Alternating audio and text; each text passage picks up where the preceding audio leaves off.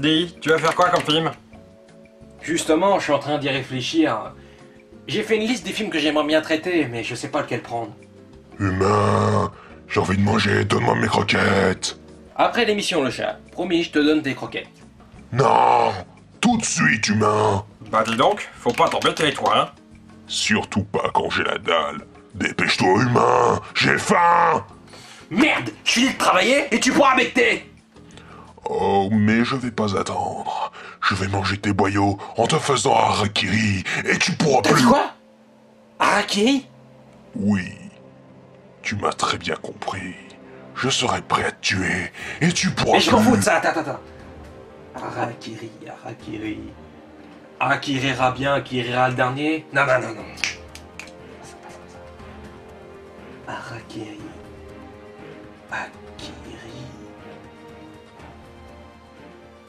Shakira. Akira!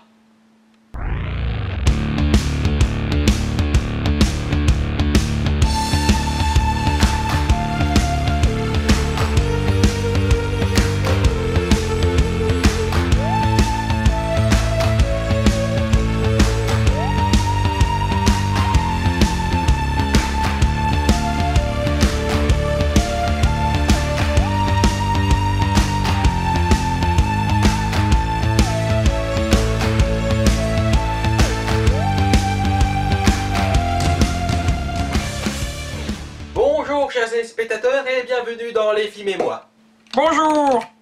Merci Jean-Gérard. Et aujourd'hui, on va parler d'Akira.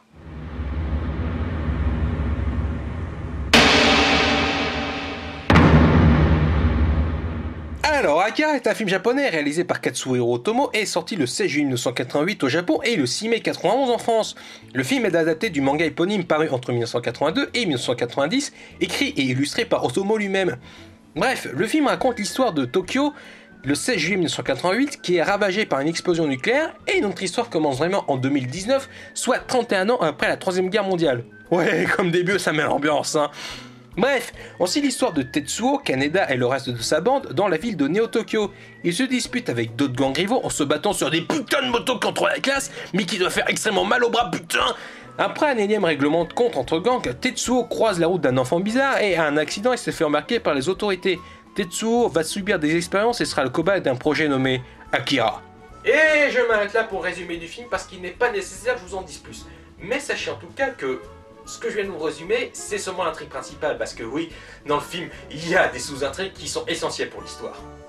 Beaucoup. Alors, est-ce que c'était un bon film? Non. C'était un putain de bon film! Wow, vas-y le langage là. Ah non, c'est pas une vulgarité placée là de manière totalement humoristique ou quoi que ce soit. C'est vraiment ce que Akira est. Akira est un putain de bon film.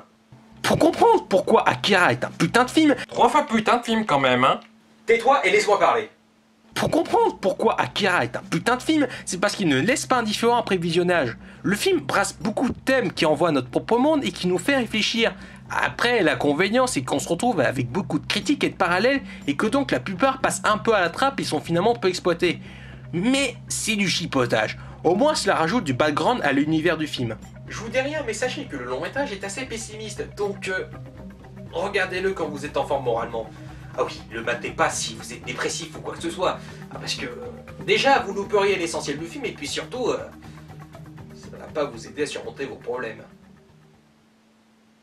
Eh ben, qu'est-ce que tu attends?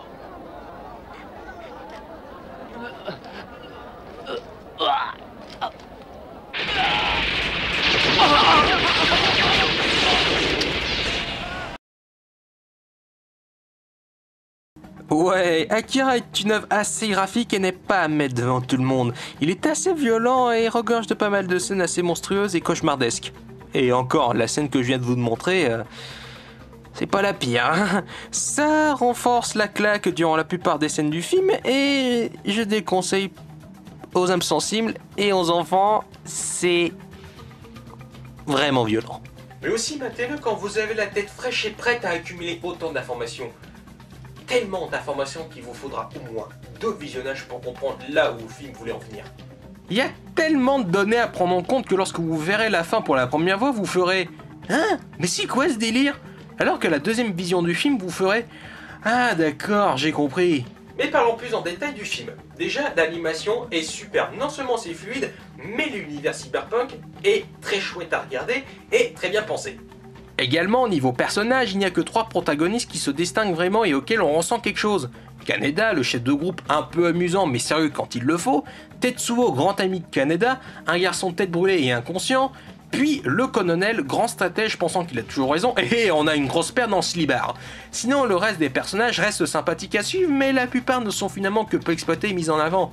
Mais cela est dû au fait que le choix de s'intéresser à ces 3 personnages était essentiel pour l'histoire. Le film ne pouvant pas durer 4 heures. Niveau réalisation, c'est le top. Tout est montré avec beaucoup d'impact et il n'essaye même pas de cacher cette violence. Au contraire, lorsque quelque chose de violent arrive, il le montre explicitement, mais tout ça avec une grande ingéniosité. Et puis surtout, c'est grâce au découpage et au montage que tout ça a été rendu possible, intensifiant certaines scènes assez monstrueuses et assez impressionnantes. D'ailleurs, la fin va vous scotcher à votre siège, tellement elle est géniale. Le scénario aussi est très bon. En plus des nombreux thèmes qu'il traite, Akira est mature dans son propos. Les personnages restent assez bien écrits et le tout est bien pensé. Il n'y a aucune stupidité ou facilité scénaristique. Ça ne prend pas le spectateur pour un con et ça fait plaisir. Également, la musique hypnotisante est géniale. Nous mettons vraiment dans l'ambiance et racontons bien l'univers du film. Par contre, s'il vous plaît, faites-moi plaisir. Regardez Akira en VO, c'est-à-dire en version originale. Et pas en VF, pas en version française. Surtout pas. Parce que la VF est à milieu de faire aussi bien que la VO. Parce que dans la VO, les émotions des personnages sont 1000 fois mieux retranscrites qu'à la VF. Et ça c'est dommage, malgré que la VF se débrouille bien, mais la VF est vraiment pas top comparé à la VO. Et c'est dommage malgré la présence de Pierre Raté au casting. Pierre Raté. Tu l'as forcément entendu. Pierre Raté, né le 20 avril 1930, a commencé sa carrière au théâtre en 1953 et est principalement connu pour ses multiples participations au doublage. Il a surtout doublé Christopher Lloyd, que ce soit au cinéma ou à la télévision. Mais comme pour Bernard Allan, il a une très grande filmographie. Faut voir grand dans la vie. Quitte à voyager à travers le temps au volant d'une voiture, autant choisir une qui ait de la gueule. Par ailleurs, la carrosserie étant en acier inoxydable, la dispersion des flux... Ben, pourquoi pas? Ça ne me dérange pas de prolonger l'exécution. À ta santé. Non merci, Eddie, je freine l'alcool. Bois ce verre. Mais je ne veux pas de ce verre. Il ne veut pas de ce verre. Il veut. Hé, Sharpie, j'adore ce que tu as fait de cet endroit. Pour vous, c'est directeur Sharp. Pause. Hé, Frankie, comment va la petite famille? Est-ce que je vous ai manqué? La ferme, le clown. J'ai ici beaucoup de gens qui veulent vous parler. Vraiment, ça... Dis, Cortex, tu veux faire quoi cette nuit? La même chose que chaque nuit, Minus. Tenter de conquérir le monde. C'est Minus et Cortex, c'est Cortex et Minus. C'est Cortex et Minus, c'est Minus et Cortex qui ont...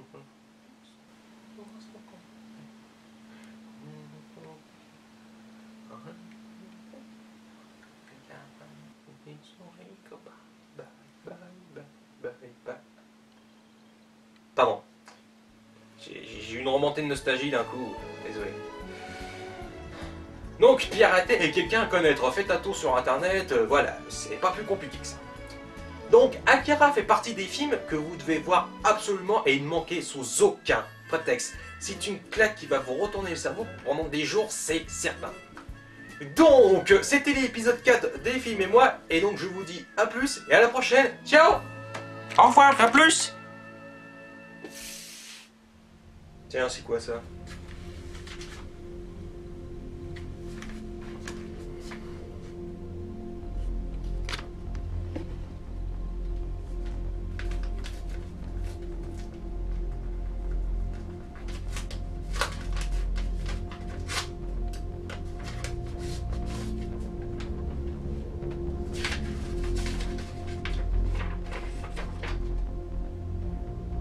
Y a quoi écrit dessus?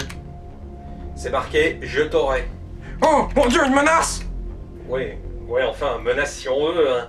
Je, J-E-U, Toré, T-O-R-H-A-I-E. Tu vois, une menace pas très crédible, hein. Humain, j'ai toujours faim. Oui, bon, oui, ça va, j'arrive, c'est bon.